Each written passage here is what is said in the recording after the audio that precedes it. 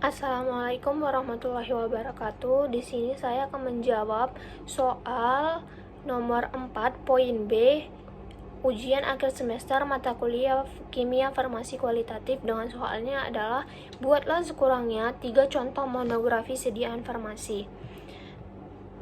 Di sini saya mengambil monografi tetes telinga. Obat pertama yaitu monografi tetes telinga chloramphenicol, di mana chloramphenicol adalah suatu larutan steril di dalam pelarut yang sesuai. Nah, chloramphenicol sendiri itu mengandung tidak kurang dari 90% dan tidak lebih dari 130% C11H12 Cl2N2O5 dari jumlah yang tertera pada etiket. Nah, kemudian ini dapat kita lihat pada PowerPoint-nya, yaitu rancangan formula. Tiap mililiter mengandung,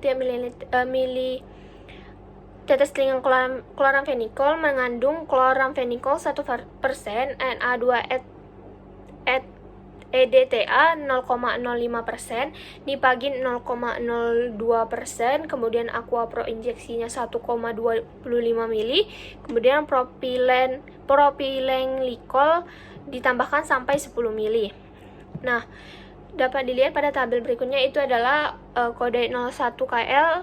Nama bahannya adalah chloramphenicol, di mana fungsi bahan daripada chloramphenicol ini merupakan zat aktif dari obat tersebut, di mana dosis per botolnya itu 0,05 gram. Nah, dosis per batchnya itu 5 gram.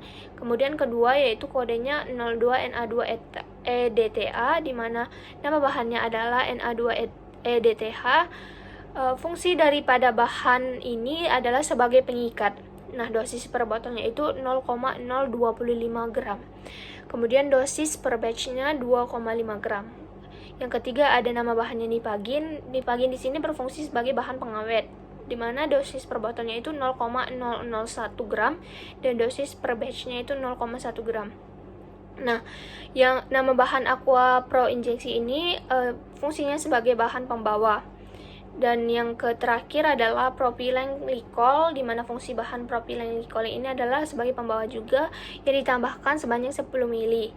Dosis per botolnya ditambahkan sebanyak 10 mili, kemudian dosis per batchnya 1000 mg. Nah, menurut Farmakope Indonesia, obat tetes telinga ini adalah salah satu obat yang digunakan dengan cara meneteskan ke dalam telinga. Obat tetes telinga ini merupakan sediaan cair berupa larutan, emulsi, ataupun suspensi. Dimaksudkan untuk obat dalam maupun obat luar. Digunakan dengan cara meneteskan menggunakan penetes yang menghasilkan tetesan setara dengan tetesan yang dihasilkan penetes baku.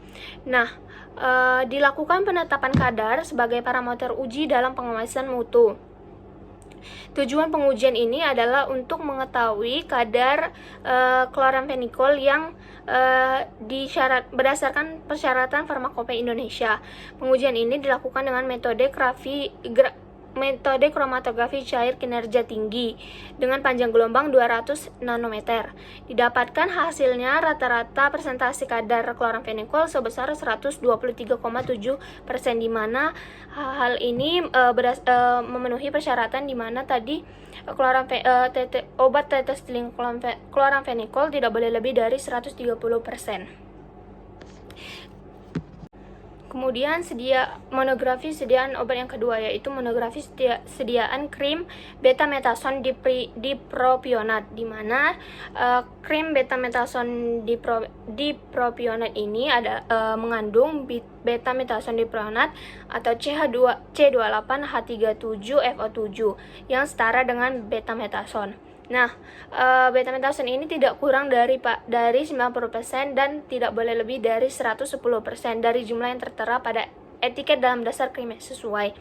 Indikasi pemakaian untuk krim betametason dipropionat ini adalah untuk meredakan kulit yang terasa gatal maupun kemerahan. Nah, isi minimum dari krim betametason ini sudah memenuhi syarat daripada Farmakope edisi ke-6. Kemudian wadah dan juga penyimpanan krim betametason ini adalah di dalam tertutup ataupun di dalam wadah tertutup, disimpan di dalam suhu 25 derajat. Kemudian bisa kita lihat di sini adalah formulasi standarnya, di mana tiap 10 gram krim betametason dipropionat mengandung betametasonum 20 mg, setomakrogolum 300 mg, setostearilalkoholum 1,2 gram, parafinum liquidum 1 gram, vaselin album 2,5 gram, aqua destilata hingga 10 gram. Ini bentuk dalam formulasi standarnya. Formulasi rancangannya itu tiap 5 mg krim betametason dipropionat mengandung betametasonum 10 mg, setomakrogolum 150 mg, setostearilalkoholum 600 mg, parafinum liquidum 500 mg, vaselinum album 1,25 gram, nipagin QS, nipasol QS, aqua destilata hingga 5 gram. Kemudian monografis farmasi yang ketiga adalah saya mengambil monografis sediaan tablet lovastatin, di mana tablet lovastatin ini digunakan untuk indikasi menurunkan kadar kolesterol jahat dan juga menaikkan kadar kolesterol baik di dalam darah. Nah, monografi dari tablet lovastatin sendiri berdasarkan farmakope 6 adalah tablet ini mengandung C24H36O5 tidak kurang dari 90% dan tidak lebih dari 110%. Nah, tablet lovastatin ini adalah bubuk kristal non-higrokopis air putih tidak hijau etanol sebagai bahan yang menunjukkan sedikit leleh relatif non-polar dalam etanol dan acetonitril. Tablet lovastatin sendiri diketahui bahwa berguna untuk hiperkolesterolemia dan hiperlipidemia karena sifatnya yang sangat baik di dalam menghambat biosintesis kolesterol dan juga memiliki aktivitas antibakteri. Menurut monografi farmakope 6, tablet lovastatin ini disimpan di dalam wadah yang tertutup dan juga penyimpanan yang kering.